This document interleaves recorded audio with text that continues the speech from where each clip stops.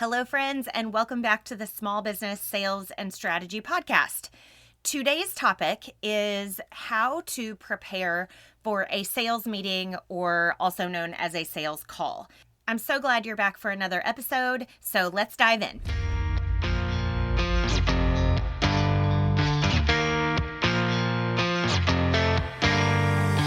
Are you an overwhelmed business owner who struggles to meet your sales goals, but you feel like you're working so hard? Hey, I'm Lindsay, a Jesus-following wife and mom of four. I'm also an award-winning medical device sales rep turned sales and business strategist, and I'm so glad you're here. Welcome to the Small Business Sales and Strategy Podcast. I'm here to help you develop the skills and strategies you need to sell your services and products with ease, so that you can grow your business, serve your community well, and ultimately live the life you dream of. Grab your coffee and a notebook or your tennis shoes and take me on a walk. You're in the right place. Are you ready to dive in? Let's go.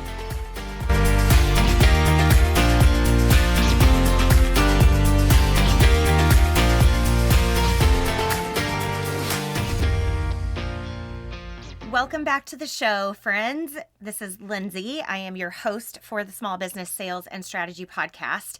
And I have some exciting news for you all.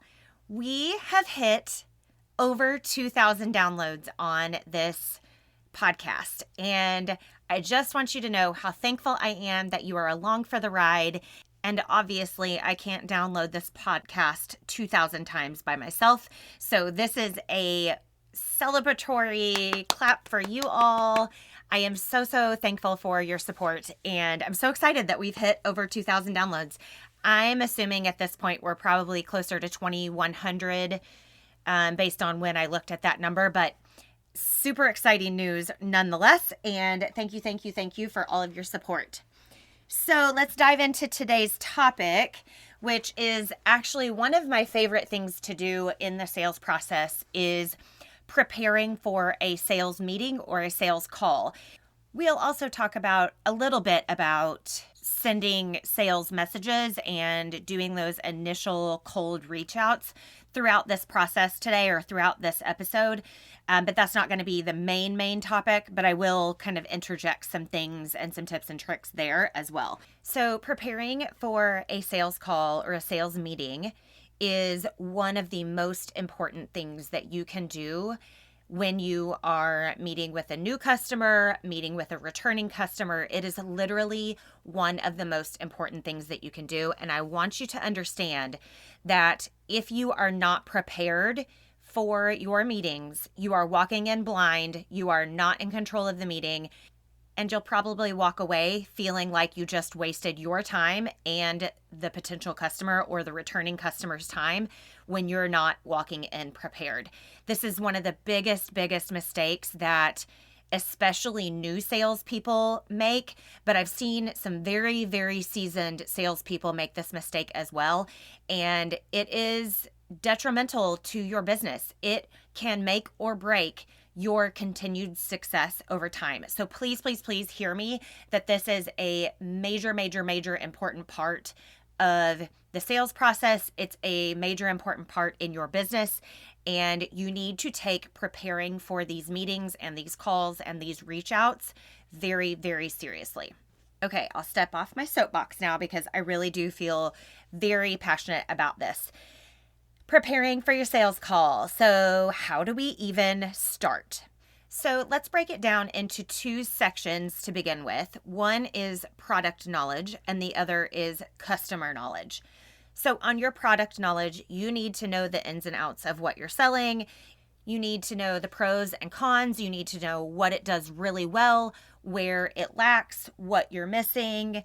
Bottom line is you need to be the product expert and you need to walk in feeling very confident in your knowledge about the products or services that you're selling to this potential customer.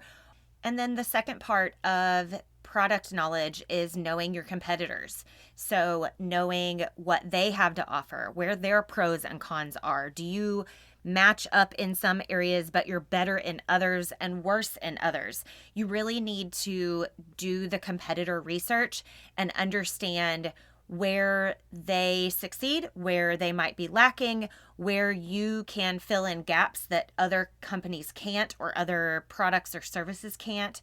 You really need to know some product or service knowledge about your competitors.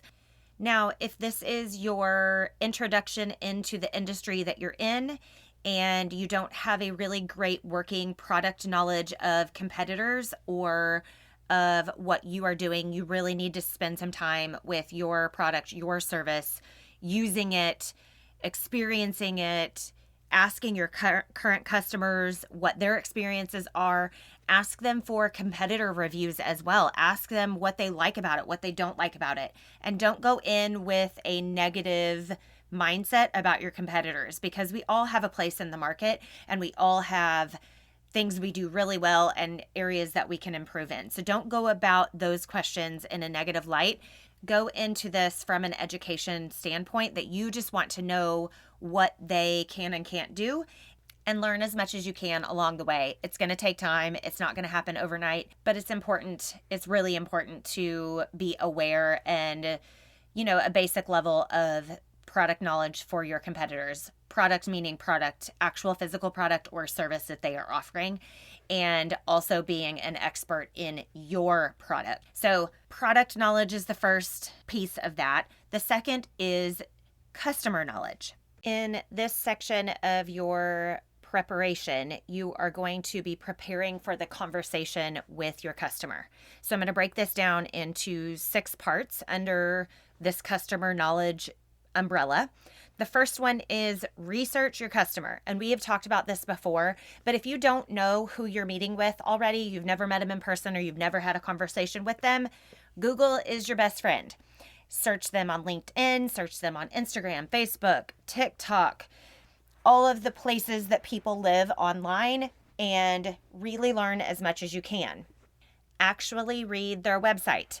They will often tell you things about themselves, like they have kids or they have dogs or they graduated from this school. So research your customer and have a basic working knowledge of who they are. The second part under this umbrella is setting goals for the meeting. So this may be an introduction to your company. It may be an introduction to their company. You need to determine what these goals are for the meeting or the sales call or for the message that you are sending. So even if you're just sending a cold email. So step 2 is determining your goal or goals for the meeting. Okay, moving on to step 3. Step 3 is preparing your list of questions. What information are you gathering in this meeting or phone call or email?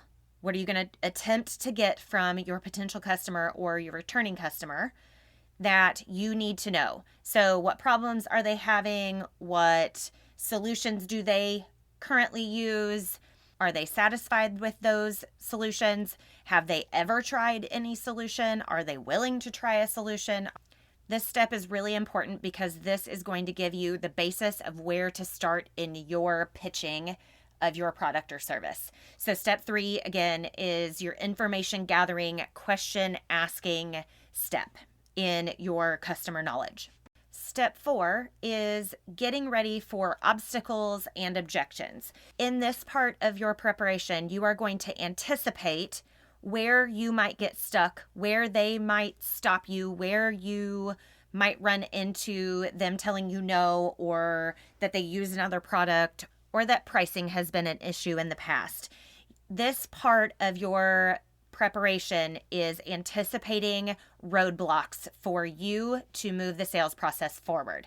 Now, if you are meeting someone for the first time, you may not really have a good handle on what those objections could be. But if you've met with them before, this is a crucial piece of the preparation pie or puzzle that often gets skipped. But it's really important to take the time to sit down and think about what it is that could be a roadblock or a smokescreen or an objection that could stop you moving things forward. Step 5 goes along with step 4, so maybe we could call this 4B, but let's call it 5, is how are you going to respond to those objections, roadblocks, smokescreens that you run into in your meeting? So you want to prepare your own responses to either their questions or their objections or roadblocks that might come into play. And then the sixth and final piece of preparing is starting to learn or already knowing the buying style of your customer, potential customer, or returning customer, right? So we need to know about how they make decisions, and determining their buying style can really make or break your conversations and your closed sales. So if you do not know about buying styles yet, go back to episode 3 where I talk about buying styles. I explain what they are, and I give you 4 buying styles to label your customers with. You can also label yourself. It actually helped me understand why there's a mismatch in communication in buying, and I'm using air quotes and you can't see me, but buying in air quotes, or decision making between my husband and I, and how he makes decisions is different than how I make decisions, which is different than how other people make decisions. So knowing about buying styles and how people make decisions will help you understand your customers better and then tailor your messaging along the way so that you have happy customers, you get them to purchase from you, and then you keep them because you're communicating in the way that they want to be communicated with. Which one your customer is and how to tailor your questions and your messaging to your particular customer. So preparing for your sales call is a big part of what we do inside of my training. And by the way, I have a whole training program called People First Sales Method, where I teach you how to go through the sales process, start to finish, top to bottom, inside out. So we dive deep and we really focus on your industry, what questions you need to ask, how to get the information that you need for your particular position and job and industry, and really focusing on what your customers need and want from you so that you can deliver and you can solve their problems and you can serve them well. Because if we are solving problems, we are serving our communities well. And if we're serving our communities well by solving problems, we are obligated to get our product or service in the hands of your communities. And whether that is in person in your local community or that is an online community, it doesn't matter. If you are solving a problem, you are obligated to sell the thing that you have. And the first step in that is preparing for your sales calls. So let's do a quick recap here.